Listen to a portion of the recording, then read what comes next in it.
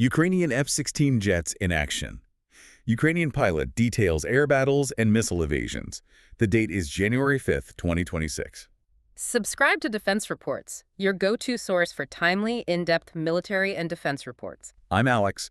Join me with Arya in the latest deep dive by Defense Report for a sharp, no-nonsense breakdowns of the latest in global defense news, military technology, and strategic developments. And today, we're going to cover... Well, what might just be the definitive moment of air superiority in the Eastern European conflict? It really feels that way. By January 2026, the operational maturity of Ukraine's F-16 fleet. It's fundamentally restructured the entire air war. It's a true game changer. We're talking geometry, electromagnetic parameters, everything. That is massive. So today, our mission is to take a deep dive into the pilot accounts, the incredible tactical successes, and, the complex logistical architecture that's keeping these jets in the air. And this is arguably the most hostile air environment in the world. Absolutely. What we're really looking at is this complete philosophical overhaul of a fighting force. It's a monumental transition, really. From that rigid, aging Soviet air doctrine to a modern, high-tech Western pilot mindset. And we have some incredible details to unpack. Get this. We're going to talk about a single pilot who achieved something just unprecedented. Right. Neutralizing 6 incoming aerial threats in one sortie. 6. And that includes 2 cruise missiles destroyed with the 20mm cannon. A cannon kill on a cruise missile? I mean, that sounds almost impossible. We'll also break down how this force just crushed a massive Russian aerial assault back in December 2025. The numbers on that are staggering. They shot down 34 of 35 cruise missiles aimed at critical infrastructure. It's a defense statistic that really demands a closer look. So stay with us as we unpack just how Ukraine managed to achieve this level of aerial sovereignty. Okay, let's start with this doctrinal revolution, because the F-16 isn't just a new piece of hardware, is it? It forces the Ukrainian Air Force, the UAF, to completely change how they think. Exactly. The old way, with the MiG-29s and Su-27s, was built on this very rigid Soviet model. It was called Ground-Controlled Intercept, or GCI. And what does that mean in practice? Think of the pilot as just a pair of hands on a joystick. They were following extremely specific, centralized instructions from a controller on the ground. So every turn, every altitude change, it's all being dictated to them. Every single decision. It's slow, it's predictable, and it's deeply vulnerable, especially when your communications can be jammed. Which in this conflict is a constant threat. It is. Now, the F-16 introduces what we're calling the new doctrine, decentralized pilot in command. The pilot is the decision maker. The captain of the ship. Exactly. They leverage advanced situational awareness tools, they're fusing information from multiple sources, and they make the split-second strategic calls themselves. It's a huge shift in trust and speed. That agility must be critical for survivability in these intense electronic warfare environments. It's everything, and we're seeing the proof in the numbers. The source material shows F-16s now account for roughly 80% of all current UAF sorties. 80%? Wow. Yeah. So the old Soviet jets are just being phased out by necessity. Pretty much. It's not just about capability anymore. It's a simple, critical problem of spare parts. The supply lines for that Soviet hardware are drying up. The F-16, on the other hand, is backed by the entire Western industrial machine. It's a sustainable ecosystem. Right. And a key part of that ecosystem is the connectivity, right? Specifically, the NATO standard Link 16. This is where it gets really interesting. Link 16 completely changes the hunting game. It allows for real-time sensor fusion. So instead of lighting up their own radar and basically screaming, "Here I am," to the enemy. Exactly. They can receive targeting data from external sources.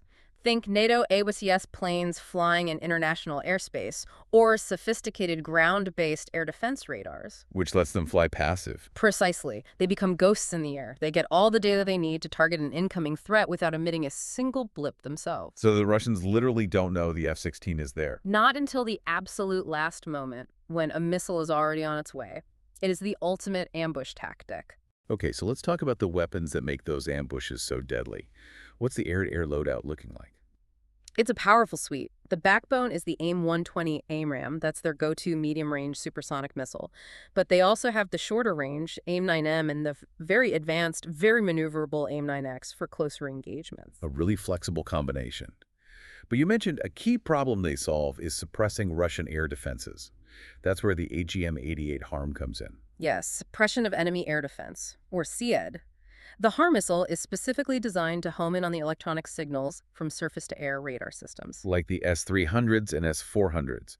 Now, Ukraine tried integrating these on their old MiG-29s, and it Yeah. was, let's say, a crude solution. It was very messy. It involved tablets in the cockpit and sometimes tricking the missile software. With the F-16, it's an entirely different world. It's a native integration. A native integration, especially when they use the HTS pod, the HARM targeting system.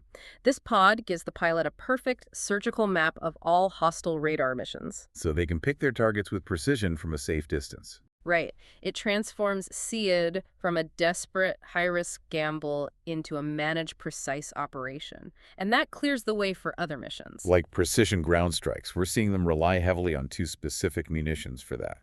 Correct. First is the GBU-39B small diameter bomb, the SDB. These are lightweight, high-precision glide bombs. And the key here is how many they can carry, right? Yes. The special BRU-61 pylon lets one F-16 carry 4 of these bombs per pylon. So a single jet can deliver a massive number of precision strikes in one go. One sortie can take out multiple high-value targets. Exactly. Command posts, ammo depots, and dropped from high altitude, they can glide up to 110 kilometers. And the other main weapon is the JDAM-R. The Joint Direct Attack Munition Extended Range. It's essentially a kit that turns a standard dumb bomb into a smart GPS-guided weapon with a range of about 72 kilometers. Perfect for taking out bridges and supply lines. It's all about that precision. There's a great pilot quote in the source material that sums it up. Oh, yeah, I saw that one. If we want, our bomb can fly into someone's window. That's not just bravado, that's a statement of capability. It means fewer sorties, less risk, and more effective strikes. All right, let's pivot from the hardware to the performance. Because the combat proof is where this all comes together. The story of that 30-year-old F-16 pilot, it's just astounding. It really is.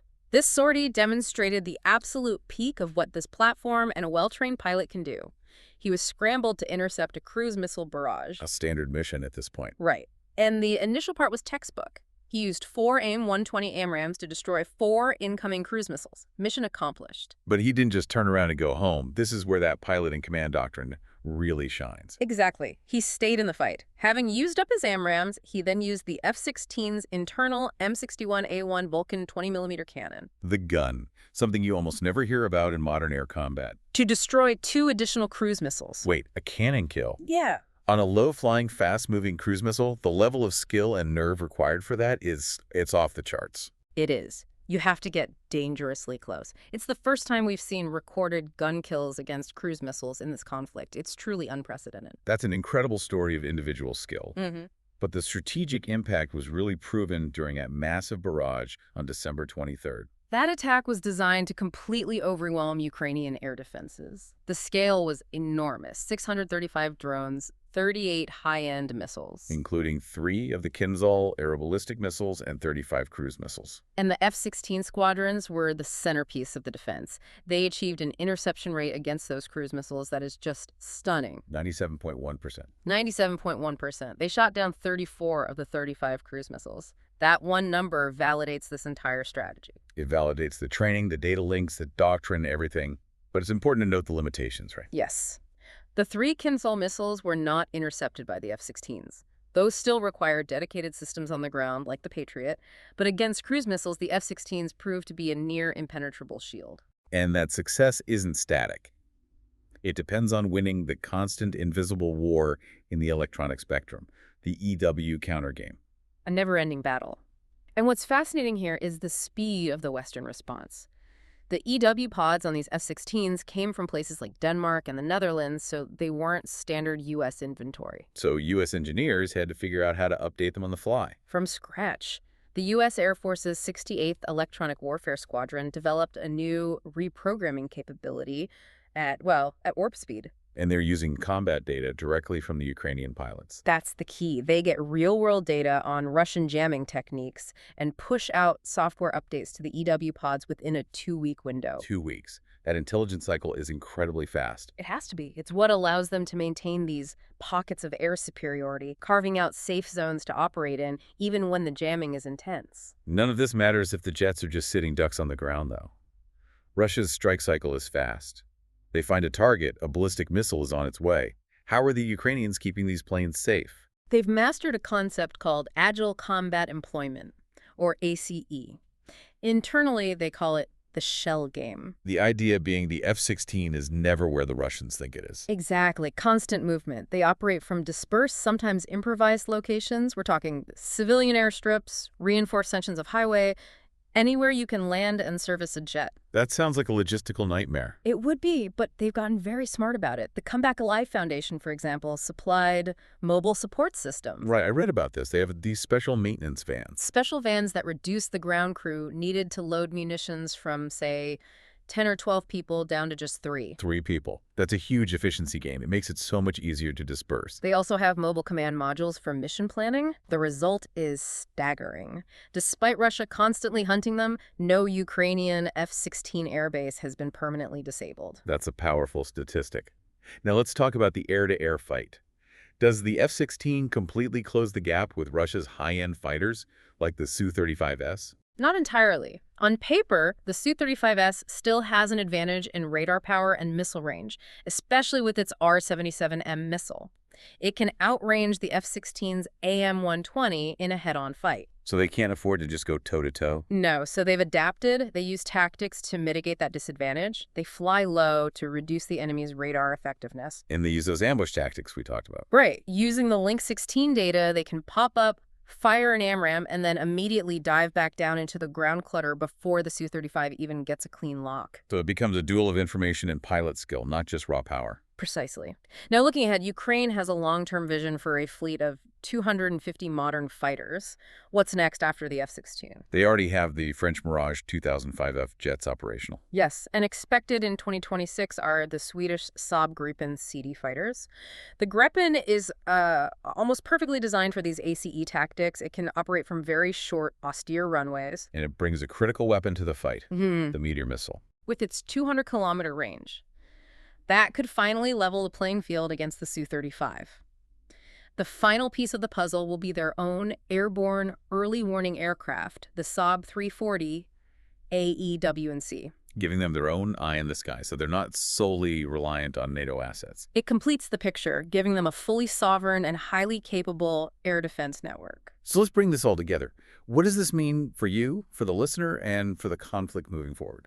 Well, the F-16 has clearly proven itself to be a strategic shield. It's restored a critical measure of sovereignty to Ukrainian skies. And it's not just the hardware. It's the combination of the tech, the data integration, and these incredibly innovative tactics they've developed under fire. That cultural shift from rigid Soviet doctrine to pilot autonomy has been a massive force multiplier.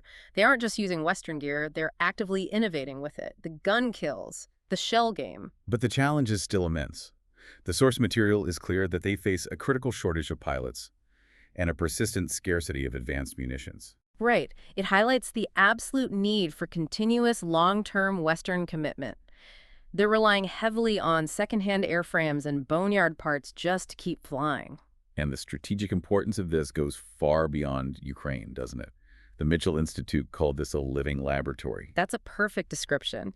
The lessons being learned here about EW, ACE, and data integration will literally rewrite air combat doctrine for decades to come. Which brings us to a final provocative thought.